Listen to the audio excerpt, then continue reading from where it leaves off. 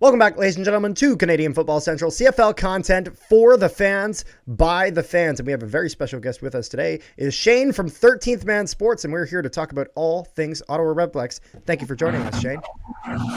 Hey, thank you guys for having me. I'm excited to be on and talk some Redblacks football.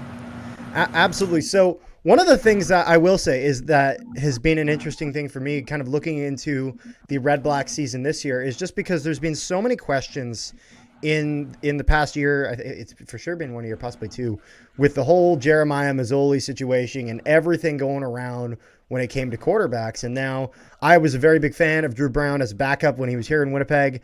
And so now seeing him kind of flourish and being able to be a starting quarterback and actually do quite well and have Ottawa finally kind of getting out of that rut. Now they're second in the East.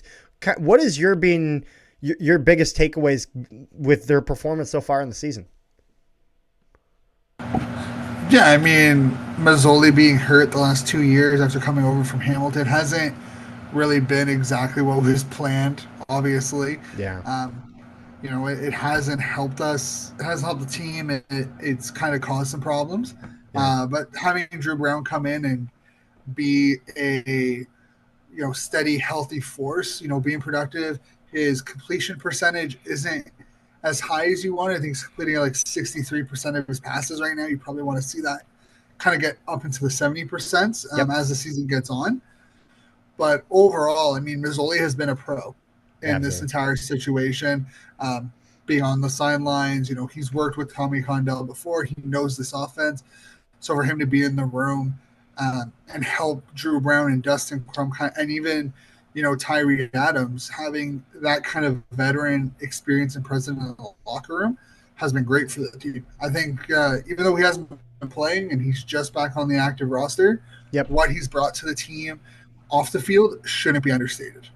Oh, absolutely. And I mean, we're talking about a guy who for years has always been that starting quarterback in this league. And so for him to kind of be on the sidelines and close to a return, but still, Drew Brown has been that guy this year and being very, very supportive and have never gotten in the way of that, because there are some guys that would just get in the way of that sort of thing, and it would cause this whole situation that Ottawa just does not need right now. And he has taken the high road, and he's made sure to be a real team player there. And I think, again, his contributions off the field have been very, very important. And I think this is very interesting that you bring this up, just as this is not a talking point that I've heard brought up, but I think it probably should be, with Jeremiah Masoli and how he's being supportive of this team on the sidelines. And when it comes to Drew Brown, it's one of those things where at the end of the day, even though obviously he worked his way up to a starting position, this is his first year at a starting position. And so it's one of those things where as years go on, you hope that the guy's able to improve on that. And if he's able to, and if he stays in Ottawa for that, at the end of the day, Ottawa was the team that gave him that opportunity as a starter. That could be really, really beneficial for the Redblacks in years to come. Yeah, I mean, I think the CFL, like the NFL, depth is huge. Yep. Ottawa hasn't really had the depth. We went from Nichols to Arbuckle, then to Mazzoli. Mazzoli got hurt. You had Caleb Evans in for a little while, who, again, you had Evans and Crum, who've come in at minus 25 years old. I think Evans was like 22 when he came over to the CFL. Yep. I think Crum was 23 when he made that move to the CFL. So very raw talent players. Like Dustin Brown is 26. This is his fourth year in the CFL and within the CFL. So I think there's still that learning curve that needs to be done. I think Crum's a great quarterback. I think he will eventually be a starter. I think we're gonna see a situation that we've seen in Toronto before, where you've had this really good quality backup have to go to another team just to get that start. Yeah. When they had Caleros and Harris and Fajardo kind of all under Ricky Ray. And I mean, not to say Brown's going to be ever touch Ricky Ray in that aspect, but when you are a 9-team league, you can only have so many quality starting quarterbacks. I think Montreal's going to be in a similar situation within the next 2 years with Davis Alexander. But I think Mazzoli, though, if he is willing to stay as a QB2 or QB3, I think his QB1 days, unfortunately, are behind him. Yep. But if he's a QB2 or a QB3, I could see him being back in the league next year, being that veteran role model that like can start if necessary, Yeah. but won't be going into a camp um, as the starting or as the bona fide like locked in starter for a team. Yeah. No, absolutely. So, Rick, what would be, just because I kind of want to loop you in on this. What is your opinion being on kind of the whole almost carousel of quarterbacks that are banging around in the Red Black system, and kind of where they can move forward, and what they've had with Dustin Crum have gotten some time last year, and he's gotten a little bit of time this year, with Drew Brown now being in the mix, and with Jeremiah Mazzoli taking a bit of a back seat to all that. I mean, let's be honest. Last time I seen it, you guys had what, like six quarterbacks at one There was point? so many. I mean, you guys still have what, six quarterbacks? Or did you guys release them? I can Any think of yet? it. I think We have four. I was about to say, because you got Adams, Brown, Crum, and Mazzoli, right? Those are your four. Yeah, Yeah. yeah. And the only reason why we're at four is because we're not releasing Adams. Like Adams is another young quarterback that, up until injury, like he was QB2 behind Mazzoli heading into last year. So like, Yeah. and Tyree Adams can ball. Like this isn't a shot at Tyree. It's just he can ball. He could be a starter within the next 3 years in the CFL. He could very much be the Vernon Adams, where it takes him a couple of years to really solidify himself as a starter. Yeah. But if he wants it, the guy has extremely high skill level. Yeah. I wouldn't be shocked if he's a QB2 next year in Hamilton or in Calgary, even Winnipeg. Honestly, I'm not a huge Strevler QB1 QB2 type guy. He's good. He's just he lacks that throwing ability that like you would want from your QB2. Yep. So if you're looking at a young guy who you can develop, He's a short yardage quarterback at the end of the day. Yeah, like I think Tyree Adams is going to be in this if he wants. Obviously, there's if he doesn't want to continue to play, but if he wants it, he could easily be a quality quarterback in this league for years to come too. So Tyree Adams should not be forgotten about or pushed to the side just because of Mazzoli or Crum or Brown. Just because of his position on his current team, even though there's still that potential that he's able to really make that next step in the years coming. So that's kind of the situation at quarterback. What would kind of be your analysis of, I'm going to say kind of it's funny, and defense is the house with the D-line, and in the interior, whether that's your offensive line and kind of your running back situation over there in Ottawa. What's kind of been your analysis on that? On like our interior offensive line, I mean, I think it's one of the best in the league personally. I think Desjardins, Hogan, Sandon, who I think is underrated. I miss Desjardins. Desjardins. Desjardins is fantastic. I was is excited when Ottawa announced that signing. But like Hogan Sandon, our center out of Laval, dude is underrated. He is such a quality center. And then having Vladek on that right guard spot. Yep. They've been really good. Like any CFL team, even Winnipeg, when they were as dominant as they have been the last couple of years, even when Hamilton was doing really well, Calgary is the same. Their interior line looks as good or as bad as their tackles do. Mm-hmm. And I think that's why last year, specifically, even with Ruby and Desjardins and Hogan Sandon, they didn't look as good as you probably wanted because their tackles. It's one unit. If there's a weak link, it doesn't matter how good everyone else is. It's one of those things you got to play as five guys all together. It's one unit. Exactly. So I think overall the interior line is a lot better than people realize. I think it can go up against any of the interior line and probably win 9 times out of 10. And like running back, I think Armstead is fantastic. I highlighted him when in the spring. Yeah. Where I'm like, this guy has the ability, has the running. He reminds me a lot of John Cornish, and I know it's a huge comparison based off what Cornish did. In the CFL. I get that, but if you watch John Cornish's running style and you watch Armstead's running style, they have a very similar run style. They're very south runners. Yep. They can find the hole. They're patient. They can run through linebackers just as much as they can run around a DB. Like they had very similar run styles, and he's been able to take advantage inside the tackles, which Absolutely. I think Ottawa struggled with last year a little bit, and then Yeah. struggled the year before, being able to utilize the inside tackle running game. He's been able to do it for them this year, and then being able to bounce it outside. So I think Ottawa in that aspect is just getting more and more confident. Tommy Condell's offense, even when he was with Hamilton, didn't use running backs. Like if you look at it with like CJ Gable and even Sean Thomas Erlington and the running backs they used a lot of receivers. Like it wasn't just a running back offense for their running game. And I think Armstead's one of the better examples to use in this offense because he's utilized what has been asked of him. Yeah. And obviously Hardy and Addison have done well. But I don't know, I feel like going into the season, especially losing our top two running backs due to injury and a sudden retirement. Yep. There was a lot of pressure on that running back core to produce, and Armstead has taken it and run away with it. I mean, you would expect that from a 5th round pick in the NFL. Yeah. Like, it's not like he's not quite like he was a 5th round pick. He had the chances. Politics just didn't work in his favor. And, he's one of the more fun backs to watch in this league right now. Absolutely. I mean, I remember even when we had, because Ottawa, I'm pretty sure they had that bye week that first week. And then second week of the CFL, after a disappointing loss to Montreal, wanted to start that season strong. I'm thinking, okay, it's Ottawa. In prior years, they haven't been able to get it done.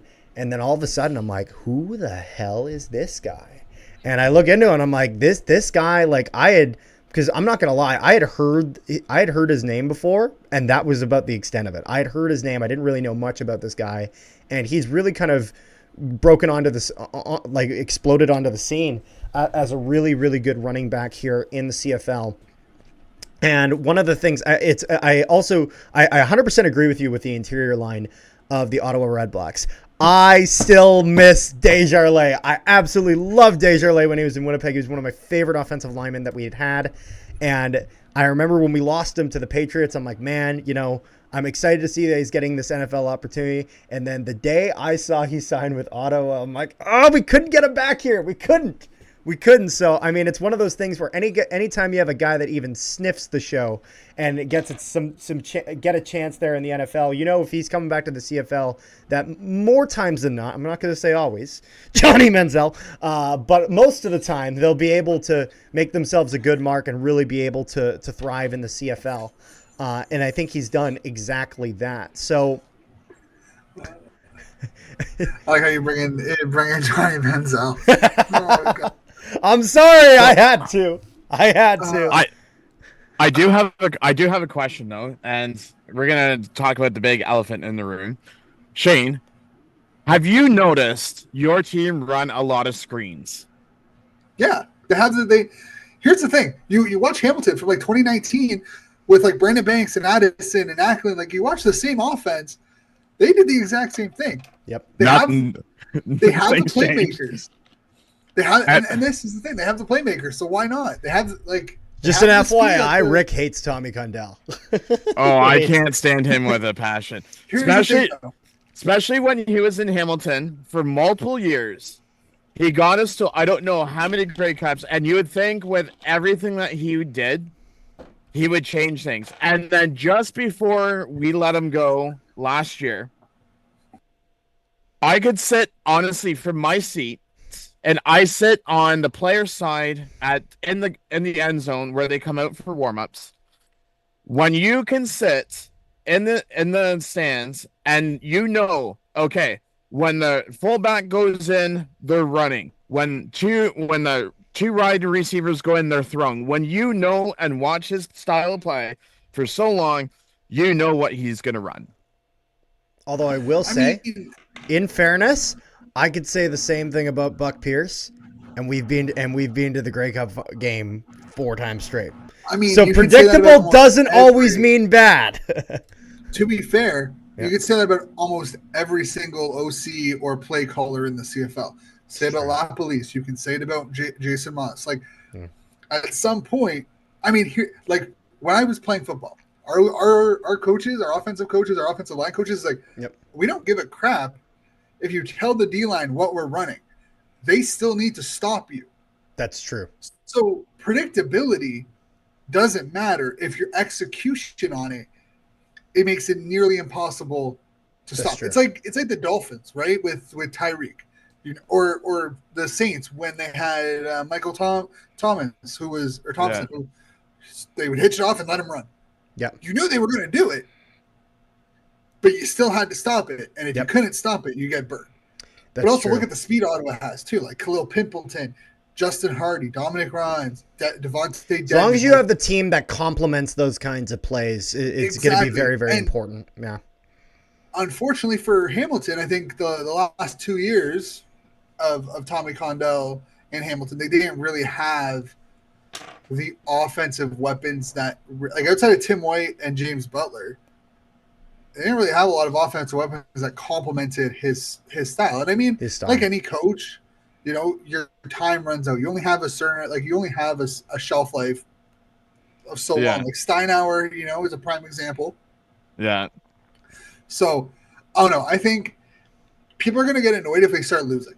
If the offense isn't putting up points and if they're struggling to consistently drive the field. Yeah. But I do agree. There is a lot of screens. But, man, you still got to stop it.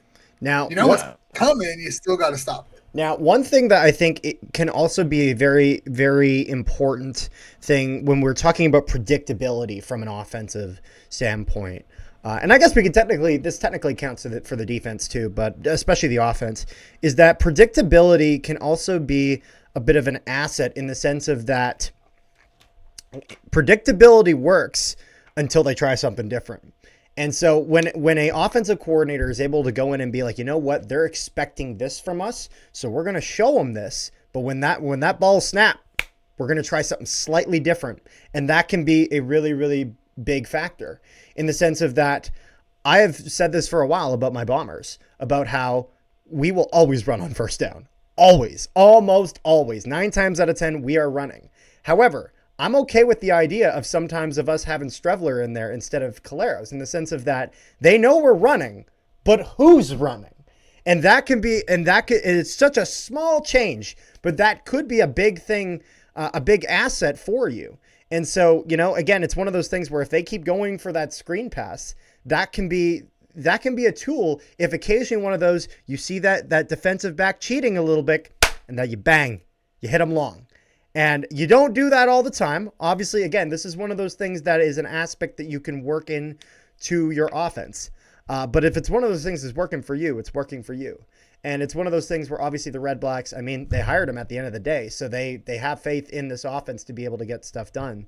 So I think that it'll be interesting to see exactly how far they're able to get with that and see what they're able to do for that. I mean, this year they've had definitely a better season than they have previously.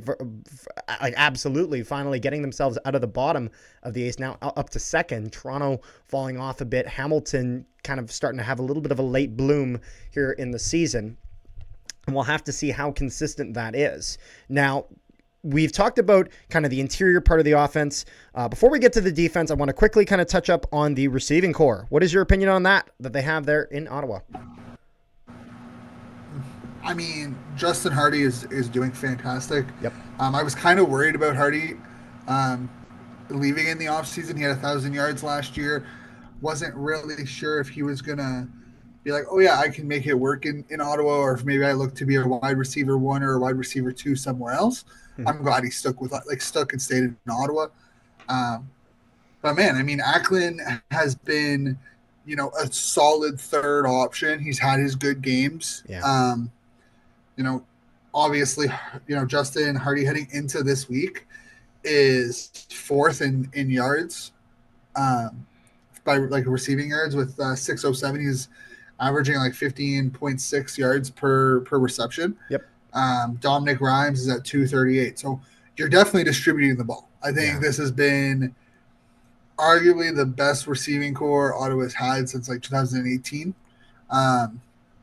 And Khalil Pimpleton Absolutely. has brought I mentioned him. I eyed him in rookie camp when I was there watching. He struggles a little bit with drops. We've seen it already in his first couple of games. Mm-hmm. Receivers have tendencies. I mean, Tim White was notorious for it at the beginning of the year. Like, don't even start me on guys dropping the ball. Don't even as a Bar fan. Don't even start me on that. I will say his speed is immaculate. Like, fantastic. Watching his punt return touchdown, watching his receiving touchdown where he just broke off. Like, if he can iron out those little mistakes, my God, he is going to. He is such a smart receiver. Yes. Like, we haven't had a real chance to see it so far in game, but he is so smart. He can find the soft zone, like soft parts of the zone. He has great separation. His route running is a lot better than I think we've had a chance to see, purely based off the routes that he's running in game. But man, he has the potential to be a top 5 receiver in the league. Like, I'm not even trying to be like, this might come off as homerism or whatever, or being biased. If he wants, to be fair, you said potential. That doesn't mean he is now. It means potential. No, potential. Yeah. But if he decides that, hey, like, I can make it big in the CFL, I could be like a top player in the CFL. He's still young. I think he's like 23 or 24. You know, maybe there's another shot in the NFL for him if he performs well the rest of the year. But if he decides like, hey, it's going to work in the CFL, I'm going to stick up here, it's going to be great. He could be what Brandon Banks was, but better. Like, he'll be that Chris Williams, Deontay Spencer, Chad Owens type player. Yep. But with a higher receiving ceiling than those guys had. Yeah. And I think one thing that is really key if we're talking about the receiving core here on the Red Blacks here is the fact that, I mean, I'm not going to lie, I really did not know how I feel about Jalen Acklin his first year after when he ended up in Ottawa. In the sense of, it was one of those things, I'd seen what he had done in Hamilton, and I was like, where is this? In the sense of that I saw little bits of it, but it just wasn't able to see the consistency. And so then you have a guy like Dominic Rhymes, who has been able to perform really, really well, and then kind of hindered off a little bit towards the latter half of last season. However, I think it's really, really crucial when you have those guys that have that capability. You've seen it before. We know what they're capable of. And even then, he's been a good third string. He's been kind of a good third string receiver there with Jalen Acklin with the Red Blacks. It's one of those things, though, where, again, you have to pay them where they are, not where you necessarily hope for them to be. But it's always good when you have guys that have a higher ceiling than where they are. And especially if you've already seen them kind of reach that.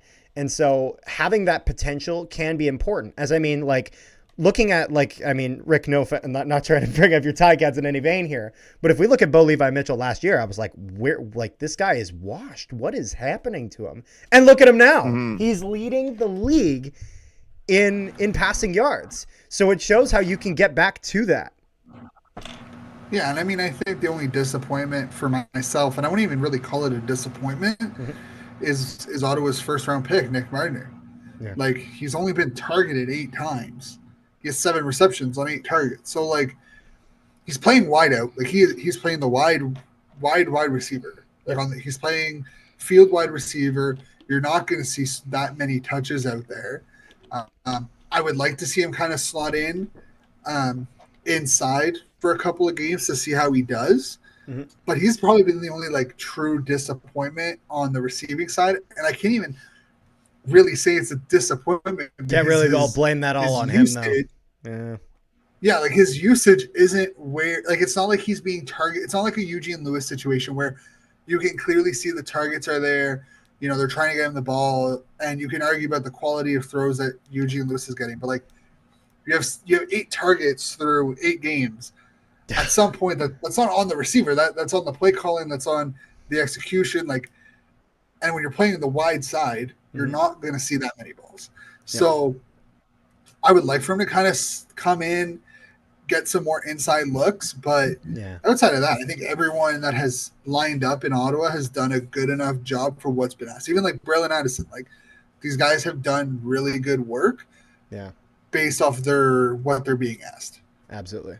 Also, Braylon Addison makes a good interview. Thank you to Braylon Addison for coming He on the does. show He's a last great year. guy. Great guy. Yep. And so now, one thing I do want to get into now, Rick. You're normally I'll get you on this. The injury situation over in Ottawa. Do you have Can you pull that up here, Rick? Just so everyone at home can be aware of exactly the current injury situation of the Red Blacks and kind of how that all can affect them, and we can get into that if you got So that. they have 4 on the one game: Addison, Adams, Danbridge, and Bull. Yep. And then on the 6th game, they have Williams, Hunter, Harris.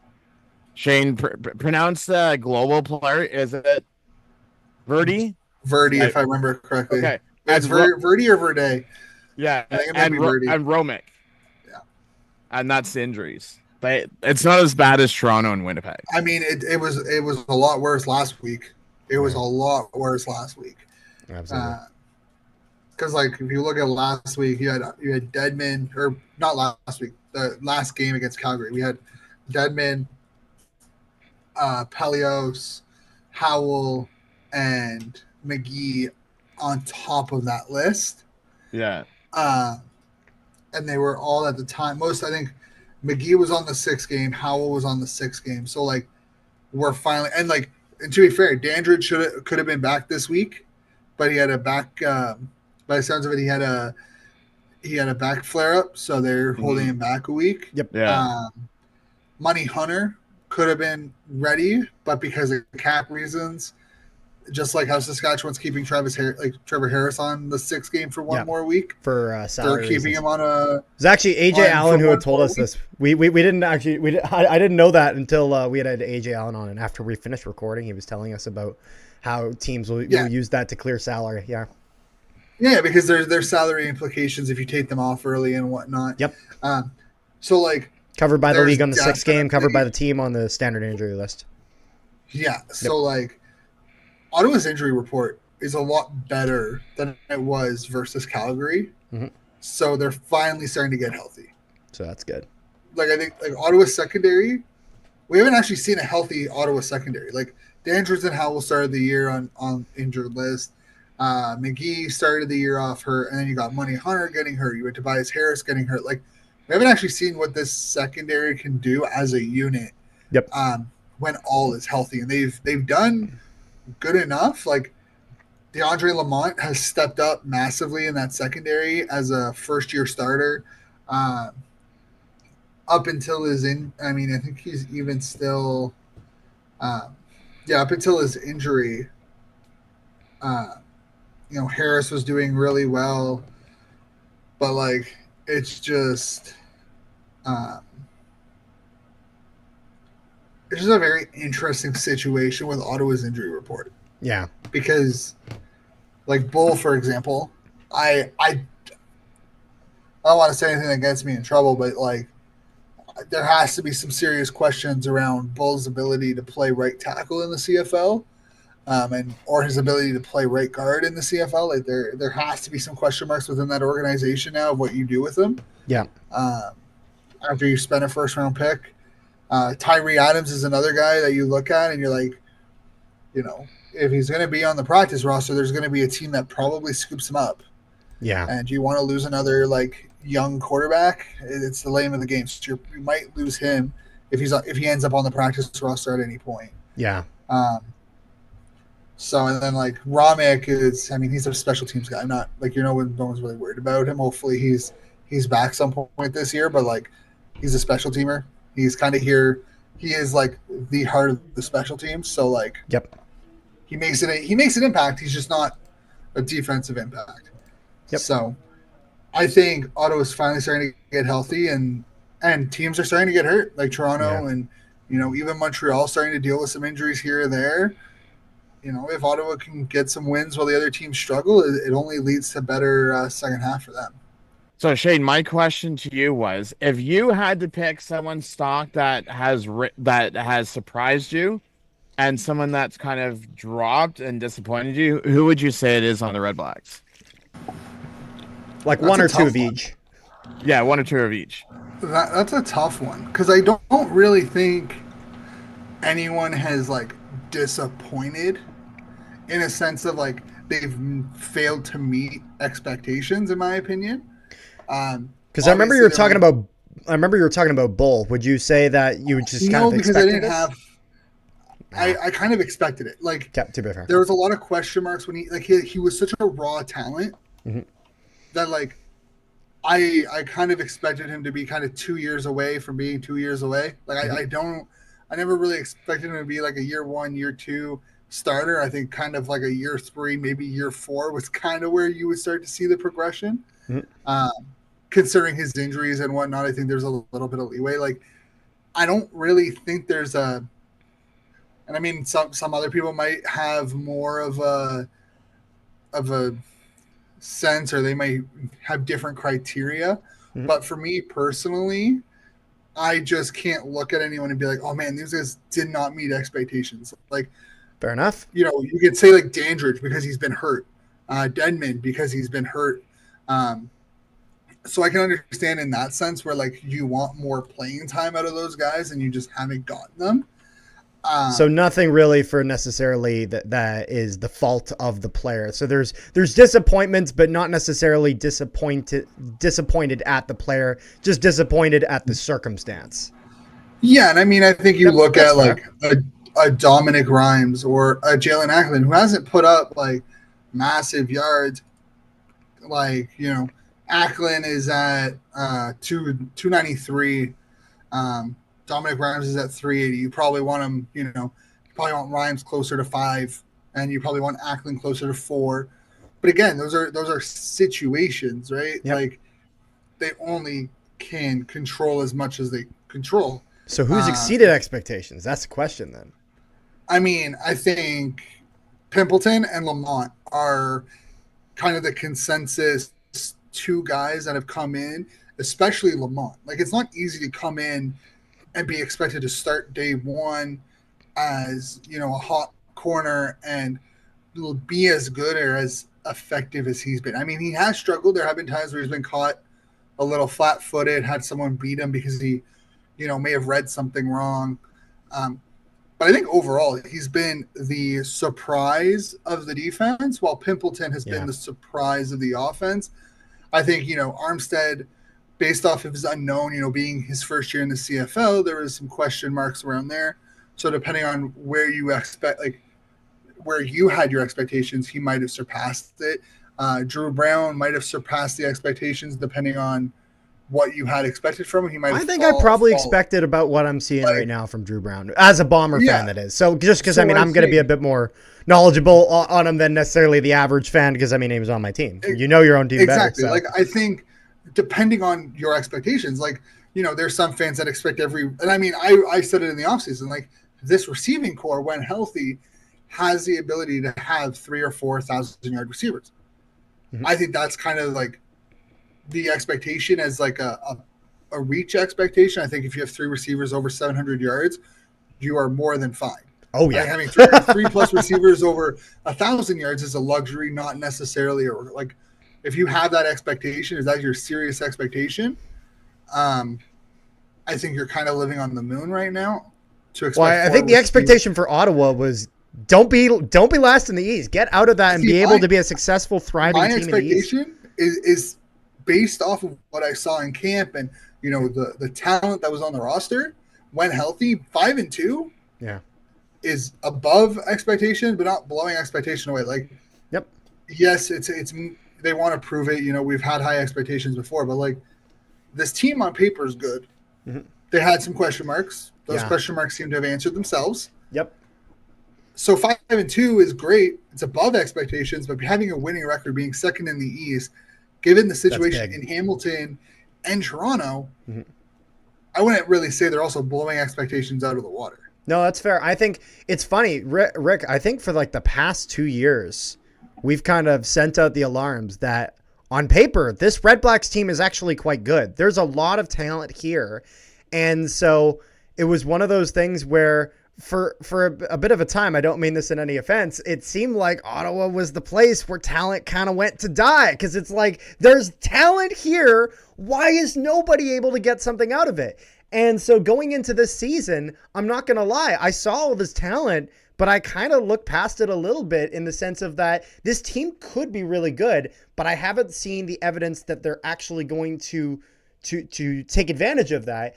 And then the second I saw their first game against Winnipeg, I'm like, I think this might be the Red Blacks team to finally to break that curse and bring them back into the fold, into the playoffs, and into a situation where they have a chance to really do something. And so I think they've finally been able to do that. Rick, did you want to get something in there? I was pretty sure you were about to say something. I wasn't gonna say that this player exceeded my expectations, but when you see a player go from one team to another, and I'll just use Jamal Peters for us. Like Jamal Peters, okay, he was on the injured list for a bit, and then he's had a slow start. The one player that I will say for you guys that came over this year that has like continued from where he played last year is Darius Pickett. Oh yeah, I mean, but again, I think you look at where he's at. You look at what he did in Montreal, then what he did in Toronto, and now what he's doing in Ottawa. His consistency across going from one team to another and being able to produce at the same rate as every other team is remarkable. You don't see that very often. Yeah. But I think that's maybe why he's kind of he's not in that conversation of like over expectations, because what he does is what people expect from him, because that's what we've seen. You expect consistency because he's being consistent. 4 years, you expect consistency. You expect for him to be it's like Santos Knox. He's done it for so long that the expectation for him is consistency and being able to make the smart play on every play and making sure they're in the right position, that you're more likely to see them not reach that expectation for them to actually surpass it. Absolutely. And so I think that we got I think two more topics we probably want to get through, with one of them being kind of covering the defense. We covered the offense very much in depth, got the defense, and then also probably just want to take a look into the schedule moving forward. So overall, though, looking at the defensive side of things, and we'll just do overall because I don't know if we have time to go through everything quite individually. What has been your assessment of this Ottawa Redblacks defense in the 2024 season? I mean, it's been good for considering the situation. Like, they just had Sherrod Baltimore come off the street basically and play a couple of games as like a starter. They've had a lot of young players come in, CFL rookies come in and play well in the secondary, which has been huge. I mean, their linebacker core is arguably one of the best in the league with Pickett, Santos Knox. You have a third-round pick in Taylor, who took in for Frankie Griffin when he was hurt. And it's Taylor does not belong in this league. He is too good. Yeah. Also, he's a great guy. But he was a third-round pick for Philly. Horrible knee injury kind of derailed it a little bit for him. But the D-line is looking good. So overall, I think they're probably a top 4 defense when fully healthy. Yep. I think Lang, you're starting to see a little bit of age starting to catch up to Lang on the inside. Carter and Muldean have been menaces on the exterior, which, I mean, you as a Winnipeg fan or even as a Ticats fan should understand how fun that's been. And Wakefield has done well as I want to say third interior D lineman. Yeah. But if you were to go to almost any other team, he's probably your number one interior. Yeah. And then Oneka is back. He was good in his return against Calgary. Okpoko has done well. He hasn't really seen much game time, but you can see it coming along with him. The Canadian talent on this defense is there. Like Cormier at will linebacker. Obviously, you have a Day and Howell and Cranston as your safeties. It's good to have some homegrown talent. Howell and like not to single out Cranston, but like a Day, if needed, could swung over to a halfback. Howell can slot down to a Sam linebacker if needed. Like, those guys have versatility. The defense, if they can stay healthy and the offense can continue to produce, they should be a top 3, top 4 defense by the end of the year. Absolutely. And so on their season so far, if you had to, what would you grade them so far this season? Based off Expectations versus results letter grade. I'd give them an A based off the circumstances the secondary has dealt with. I'd give the exact same. Like, I think you have, again, Lamont, Williams, with Hunter, Tobias, Dandridge, McGee, like the injuries they've dealt with, the young guys they've had to put in. We brought in Winston Rose. He last had a practice before injuring his ankle. Like, it kind of seemed like we weren't going to get that help. It always seemed like there was something. But, like, given their secondary situation, I think you give him an A. Yeah. Now, obviously, things can change. But as of right now, I think their defense has been playing at like an A level from what we've seen the last couple of years. And I think the reason why is just our offense is playing better than it has the last 5 years. Like, this is easily the best offense Ottawa has had since 2018. And you're starting to see it show on the defensive side of the ball because they're not on the field 65% of the game. Absolutely. And so that kind of then brings us into where this team may go. So they're going to be playing this Thursday, which it's Wednesday right now. So they'll be playing tomorrow, which should be probably I guess technically yesterday from when this video comes out. It's going to be coming out in 2 days. So that game will have happened. So everyone will have their own opinions on that game. I'm sure Shane will. But then moving past that, they have their game, and we'll try to focus on these ones just because of when the video is coming out. Their game against Calgary, and then they will play against BC, and that will be a home game. And then they'll play against BC again away, and then they will have their game against Toronto on our home game on September 7th. So with those games moving forward, what is kind of your expectation for the Red Blacks, and where could we see kind of maybe them some take some and some lose some? So I think, including Thursday. Yep. I think they're, Saskatchewan's beat up. They don't have Thurman. They don't have Ouellette. They don't have Schaefer Baker. They don't have Trevor Harris. I think that should be a win. Like, if you're looking at taking advantage of decimated teams, you have to look at starting with Saskatchewan. And they just I really don't like Calgary right now. And I've talked about this on the CFF. I'm not a huge Jake Maier believer, supporter, whatever you want to call it. I don't think he is consistent enough. I mean, we saw what happened against Toronto. That's always been the problem with Maier. It's always been that consistent. He can push the ball downfield. Although here's the thing with Jake Maier, because we've talked about this last year. Jake Maier at a portion of last year, it might even be when they were done, leading the league in passing yards. However, that stat is a little bit deceiving when you look that he was also leading in interceptions, and he was averaging over like 42 throws a game. Like, it's one of those things where you're throwing that much, you're gonna have that many yards, and if you're throwing the picks, then we saw what happens when you can they have the talent to push the ball downfield. He just doesn't do it consistently enough for me to be like, oh yeah, he can win Calgary again. We saw it last week, and their win last week against Toronto. But I don't know if he can do it again. I'm not a believer in Maier, so like, you know what, we'll see. But I think again, that's a win. The back-to-back against BC. And VA is probably is back at this point, most likely. I would assume that VA is back.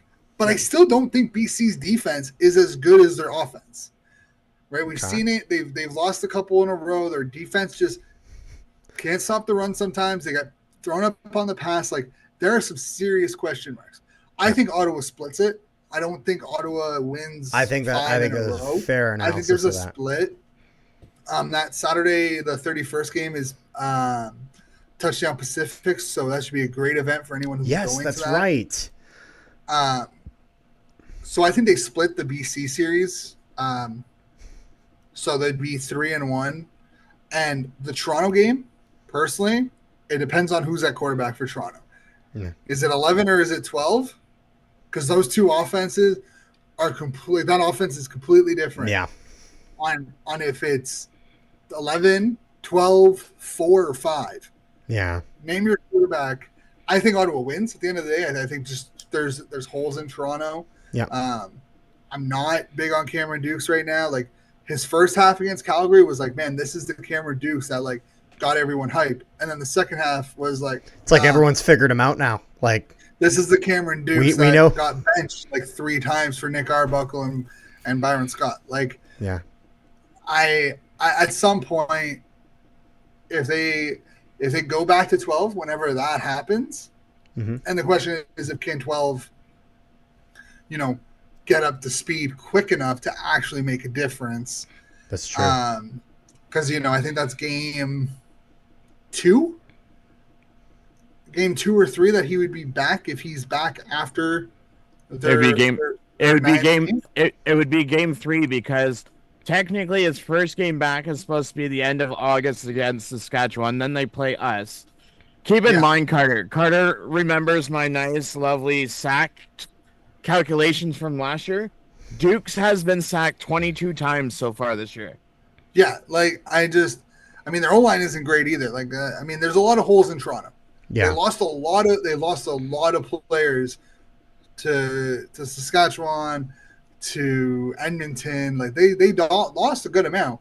But number 12 is a vastly superior quarterback skill wise than number 11, and he could take it. Like, they still have weapons on offense. Yep. So I think that game, still think Ottawa wins it. But it'll be very interesting to see how it goes. We'll have to see how this changes. We'd have to see how that changes the Argonauts as a whole, not even just that game. That would really be a bit of an interesting difference. Here's the thing: if the Argonauts continue to slip, they have, I think this is their 9th or their 8th game. I think he's would be back against the Rough Riders in week 12. So depending on if they win or lose would really depend on how the rest of the year goes. If they lose this week, yep, they go to 5-4. Yep. Now I think Hamilton is on a bye, or they play on Sunday. We play Saturday against Montreal. You don't really have to worry about Hamilton after losing last week. So you can afford to lose this game, which, you're not really going for a crossover. Like, unless Winnipeg somehow goes on a run.